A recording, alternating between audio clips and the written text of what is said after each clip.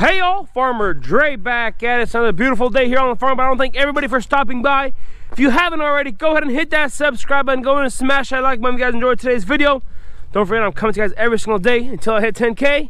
So if you guys hit that subscribe button, I would appreciate it. Alrighty, so one thing that I've realized is I speak really fast. That's just how I am. I just talk really fast. I mean, and you know, I'm trying to start slowing down, you know, trying to think and what I'm saying and whatnot, just because, you know, you guys got to understand what I'm saying. So I'm gonna try, and if I speak too fast in the video, just let me know, and I'll try to correct myself in future videos. But I'm out here standing in our high density apples. These are 1-year-old Fuji trees we planted this past spring. So 1 year old, they're itty bitty trees when we got them, but you know, we still gotta I've been training them a little different this year. So the frost has come, these leaves just need to fall off here. So one thing that I did whenever they first came from the nursery is I went ahead and stripped all the branches off the tree. So I mean, this tree here didn't make it, but what I did here, this tree had a lot of branches, so I went in and snipped these off here, left the Dutch cut. And from those Dutch cuts, since Fuji is a very vigorous variety, this whole thing moves here. So since Fuji is a very vigorous variety, it went ahead and grew this much on a lateral branch, and we don't want this in a high density system because the branch is just too vigorous. So I got to come through here in a couple of days here before spring comes around, and I got to buy some better clips than that. These are just plastic clips, but as long as they're not girdling the tree, it should be fine.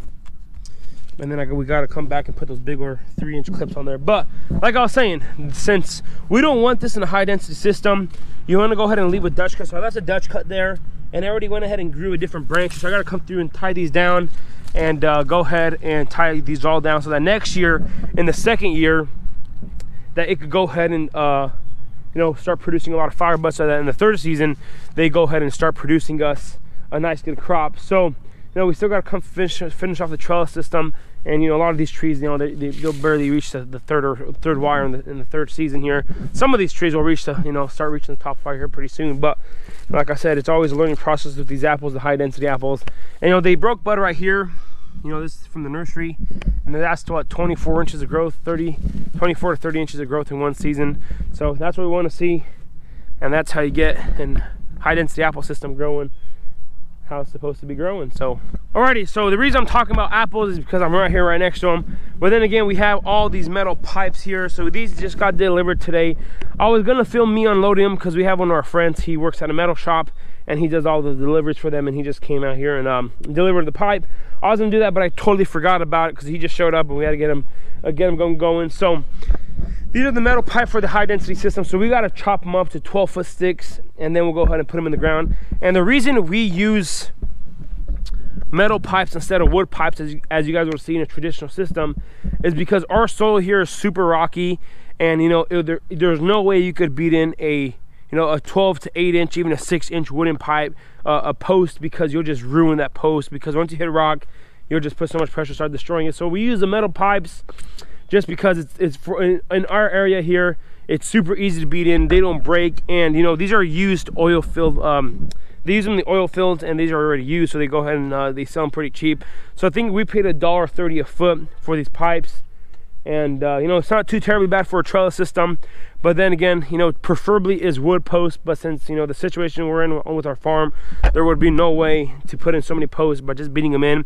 And to auger every single post would just take forever, because I calculated how many posts we need the other day, and there is 100, I'm not sure how many cuts we have to make here, but there is a lot of trellising that needs to go on here. I mean, I gotta save on my phone here. I gotta calculate this real quick. In total here, we need about 215 posts for the whole entire trellis system, because I did order another 1,800 apple trees on the high density system. So those will be coming in the spring. So all these things will have to be chopped up and welded and get the trellis system. I want to have the trellis system completely finished before the trees even get here, so that, you know, we just go and get the planting done. Because if, like we did with over here in the first block here, we went ahead and planted all the trees and they came back and did the trellis system. But then by the time you build a trellis, you know, and you know, in the spring we're super busy doing all the other things on the farm. So by the time you build a trellis, it took us about a month to complete that trellis system, just to get the first and second wire. And in that month we had a bunch of windstorms come through, so we lost a few trees because they fall over, and then that root stock snaps off. and then the tree just dies off. So I want to have the entire trellis system welded, wires, posts, and everything by the time the trees even get here, so that whenever the trees do get here, we just go ahead and start planting, get it done, and just the instant we plant a tree, we go ahead and tie it to the wire, and then be done with it. So that's the goal and idea. But there is a lot of pipes here. These are on average 32 foot long, and there's 100 something here. So next couple videos, I just imagine all the hard work that's going to go into this. But like I said, you build a system once. If you do it right, you build it once, and then you just continue going on from there. So not too bad. Alrighty, so enough on the high density in the wire. I just want to show you guys the pipes there. But as I was making the video about the strawberries, the difference between June bearing and ever bearing or day neutral, I realized that, you know, under a few plants on the plastic, and I'll show you guys, there's a little bit of it's insect, I forget what it's called, anyways, insect poop or something. And I started looking at the plants on the plastic in the strawberries and in the high tunnel, of course, and I have a bit of an aphid issue in the high tunnel. So, you know, that's expected in high tunnel strawberries in the fall, especially, you know, because it's such a warm environment. So I'm gonna go ahead and show you guys that, and we got to do something about that. We can't have aphids in our high tunnel. Wow, so it is super warm in here right now. But anyways, here you go. On these rockos, this is where I've seen it the worst. Oh, here it is. It's super sticky underneath here, and not that leaf. See this sticky stuff right here on the plastic? This is how I noticed it first. And this is, there you go. That's aphids on strawberries. I don't know if the GoPro here will zoom in that well, but you know, I was inspecting the plants here this morning and saw this. I was like, no, this is no good. So I gotta do something about it. So not all the plants have it, just a few on some of the outside leaves, but that is too much for me, because with these strawberries here, we're trying to pull the production off them, because hopefully these will be the first producing strawberries of the season. So I just saw here on the rockos. I'll come through and inspect the rest of the plants here just to see what's up here on some of these bigger chandlers here, or these two rockos. Yeah, so there's a few. So you guys see that right there underneath the leaves there? That's aphids. So got to do something about it. So, you know, with the such a high value crop like strawberries, if you have a little bit issue, you got to go ahead and treat it before it gets too terribly bad. So look at that. Kind of come through, inspect the leaves here, pull off a few runners if I see them. But that right there, see that? There's one aphid right there. So that's one too many for me. So time to get the sprayer and spray our first insecticide in here to kill off all those aphids, because I don't want aphids in here. And whenever I talked to our plug supplier, he said, you know, if you're planting high tunnel strawberries, be aware of either spider mites or aphids. And we got an aphid issue now. So time to do something about it, time to control it and get them out of here so we won't have a problem in the spring. And the thing about these, if they spread out the entire high tunnel, they'll eventually start eating away at your leaves and your plants just get really weak. And then, you know, if you lose a crop, it's kind of pointless. So anyways, I'm gonna go ahead and get the sprayer, see what kind of chemical we need, and then start spraying. So if you guys are wondering, you know, I do use the Midwest fruit spray guide for all of our sprays and everything that we need to know about fruit production. So to control aphids, you need to spray a pyrethroid, and you know, permethrin is an organic spray, and a lot of the organic farmers, you know, the Organic Association approved it as an organic insecticide. So that's what I'm going to be spraying here. And you know, it's still an insecticide, so I still have to be very cautious with it, and I'm got to make sure that nobody enters in here until about, I think it's you can't enter in the field within 12 hours.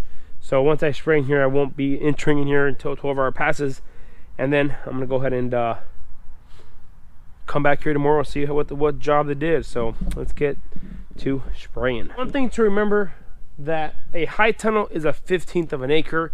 So whenever you are looking at the charts and what, you know, chemicals and stuff to use, make sure, you know, everything's on pounds per acre or ounces per acre, so that, you know, because generally whenever you're spraying an entire field, you're spraying acres at a time.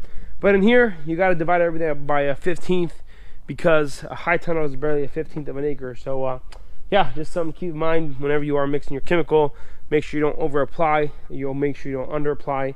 And the biggest concern is over applying, because then, you know, on some certain chemicals, there's only a certain amount of product you can use on a per acre basis per year, and there is re-entry intervals, and then of course you got your pre-harvest interval. So just make sure you got to read the labels on everything you're using and be very cautious. And I have my restricted pesticide license, so I've been to the whole entire class exam and everything. So be aware that at what you're doing. You got to have a station, cleaning station, everything like that, just to make sure you're safe. First of all, the farmer is safe, and that your consumers are getting a safe product.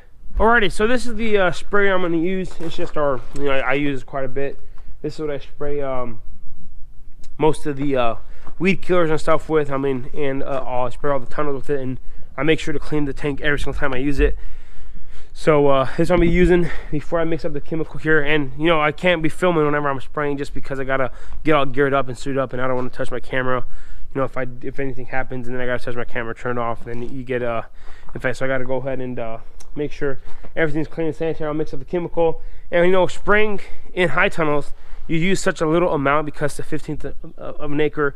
I like to mix it in a smaller container first until it completely dilutes down, and then pour it into the water, so that whenever you are mixing it nicely, that the entire every drop of water that you spray has the active ingredient in it, so it could be effective. Because if you're just spraying just clean water, it's kind of pointless.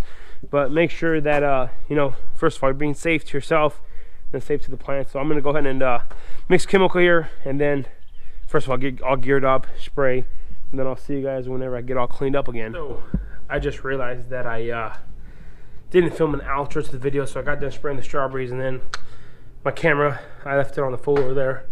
Got everything sprayed nicely. So this is gonna be pretty much it for today. If you guys haven't already, go ahead and hit that subscribe button, go ahead and smash that like button if you guys enjoyed today's video. Don't forget, I'm coming to you guys every single day until I hit 10K. So tell all your friends about it, tell your family, and if you guys would do that, I would appreciate it. So this is pretty much it for today. I want to say thanks for watching up to this point. You guys have a good day, and we will see you in the next one.